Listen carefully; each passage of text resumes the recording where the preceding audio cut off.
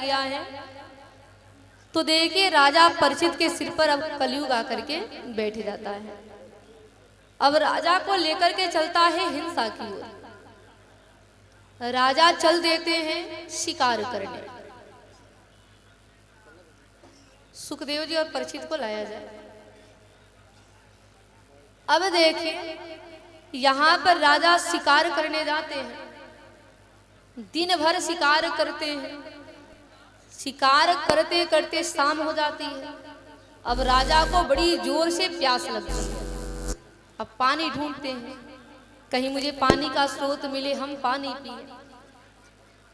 अब घूमते घूमते राजा को समीक मुनि का आश्रम दिखाई देता है। राजा समीक मुनि के पास जाते हैं, पानी मांगते हैं। अब संध्या का समय है। समीक मुनि अपने शिष्यों के साथ ध्यान लगाकर बैठे थे। तो यहाँ पर राजा की बात को समीक मुनि ने नहीं सुना। तो देखिए राजा ने क्या किया कि एक सांप को मार करके समीक मुनि के गले में लपेट दिया।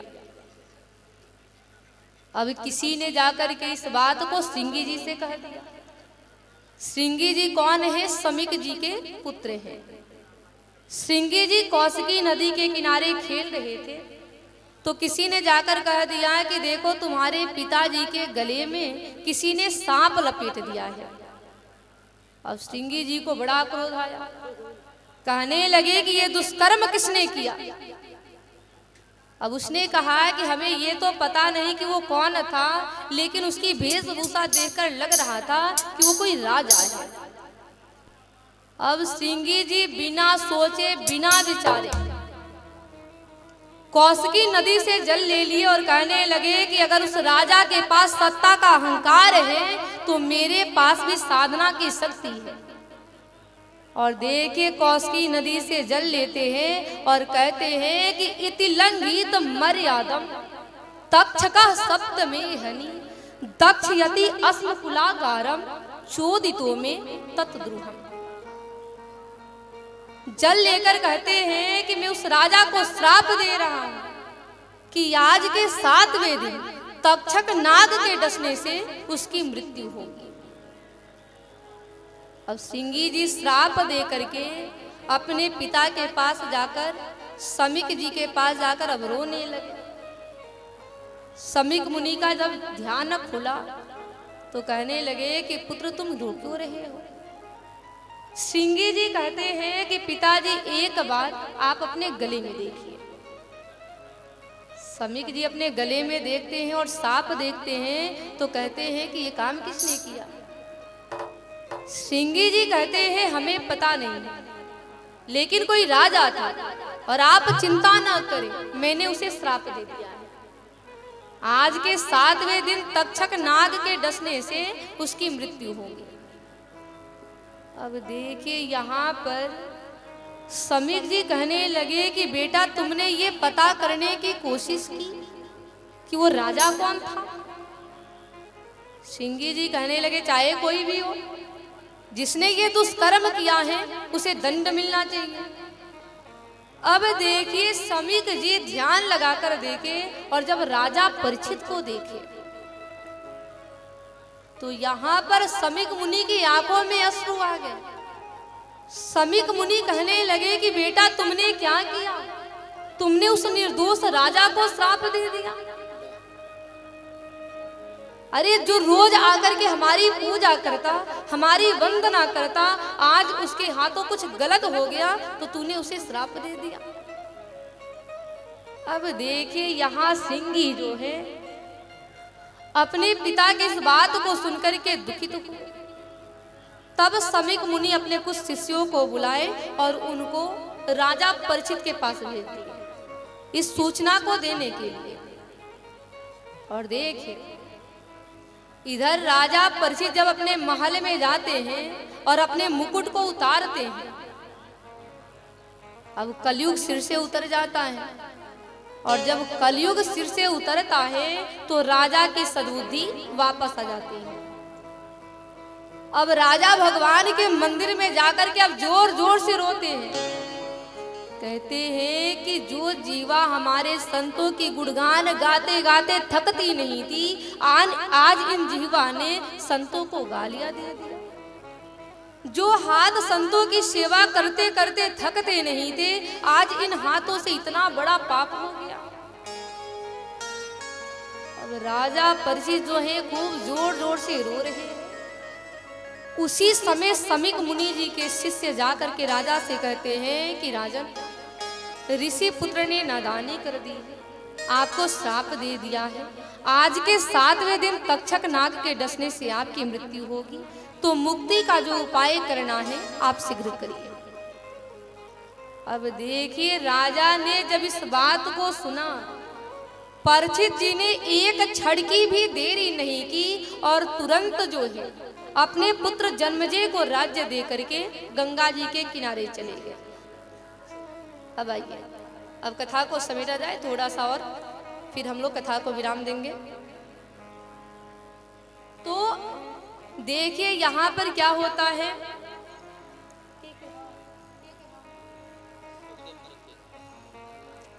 तो देखिए यहाँ पर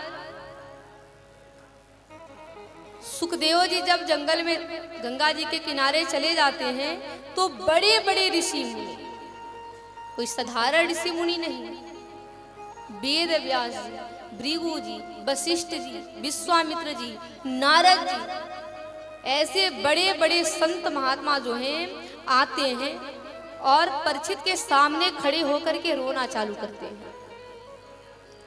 परीक्षित कहते हैं, महाराज आप लोग रो क्यों रहे हैं?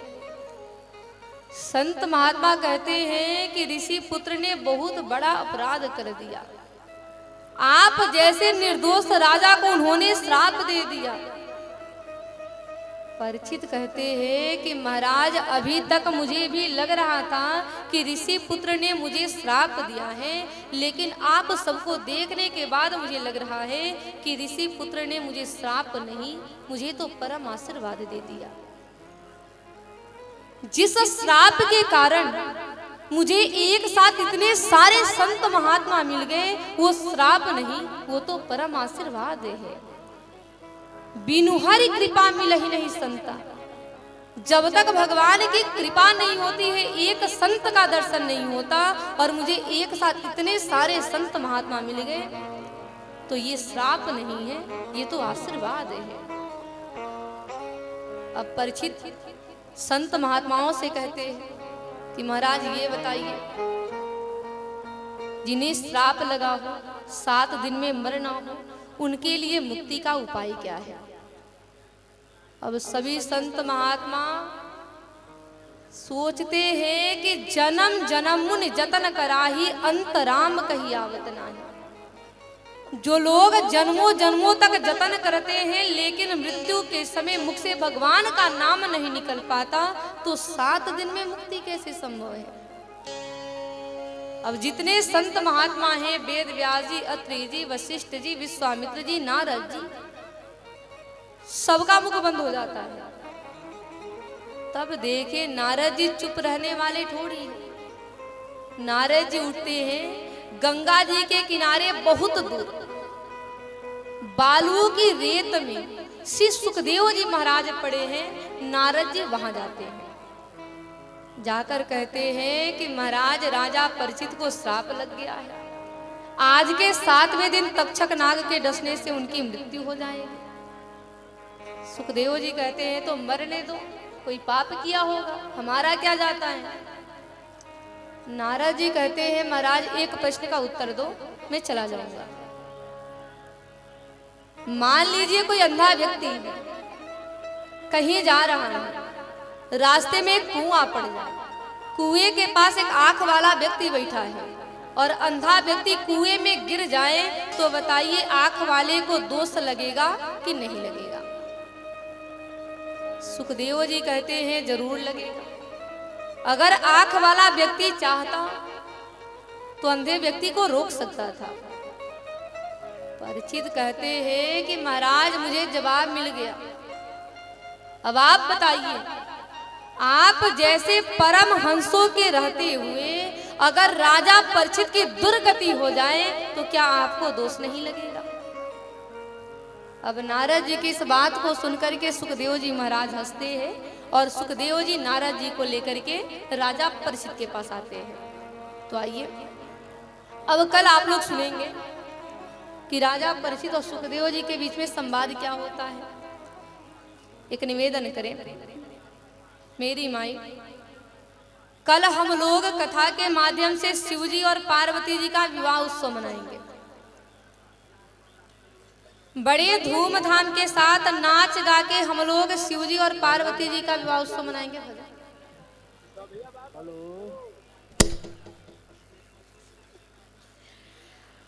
अच्छा मेरी माई, जब घरे लड़का के शादी होला तो कुछ कई जाला।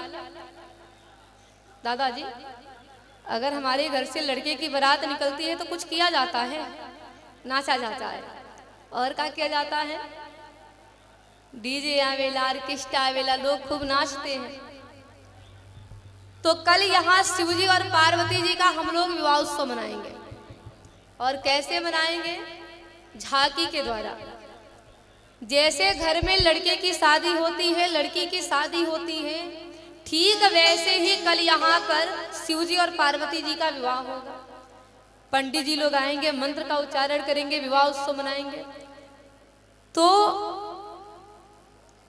निवेदन करें सभी लोग कल समय से आइएगा। और देखिए सुखदेव जी परीक्षित जी महाराज का आपने दर्शन किया। अभी मैंने कहा कि बिनु हरि कृपा मिल ही नहीं सकता।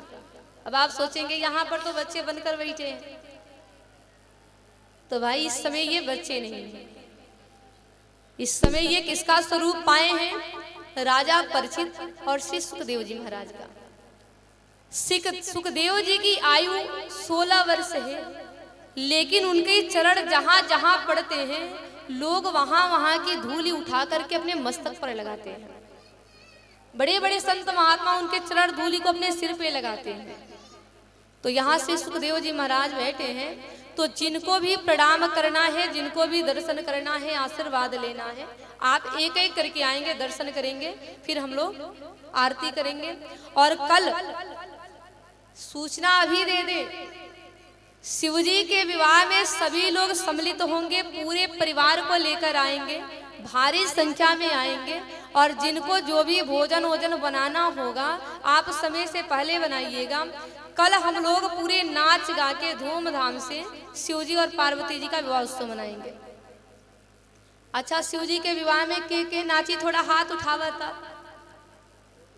क्या बात है, सब लोग नाचेंगे? आप लोग नाचेंगे ना? तो शिवजी के विवाह में नेवता के रूप में सब लोग कुछ ना कुछ लेकर आएंगे। ये नियम है, भगवान के दरबार में खाली हाथ नहीं जाना चाहिए, कुछ ना कुछ लेकर जाना चाहिए। तो विवाह में नेवता के रूप में सबको पता है नेवता में क्या क्या लगता है, सब लोग ले लेकर आएंगे, भारी संख्या में आएंगे। और आइए, नाचने के लिए आप लोग हाथ उठाए हैं तो थोड़ा आज हम लोग ट्रेनिंग भी कर लिया जाए। कितने लोग नाचेंगे? दादाजी, जो लोग जा रहे हैं, जो भी काम हो करके फिर आ जाइएगा। ट्रेनिंग करी जाए ना, आज भी थोड़ा नाच लिया जाए ताकि आप लोग घर जाइएगा तो समझ जाइएगा कैसे नाचना है, तो कल दिन भर में सीखिएगा। तो जिनको दान करना है, जिनको भगवान से आशीर्वाद लेना है, धीरे धीरे करके आएंगे। और एक बार सभी लोग खड़े हो जाइए। आप लोग जो उधर हैं आप लोग भी अपने साइड में आ जाइए, पुरुष वाले।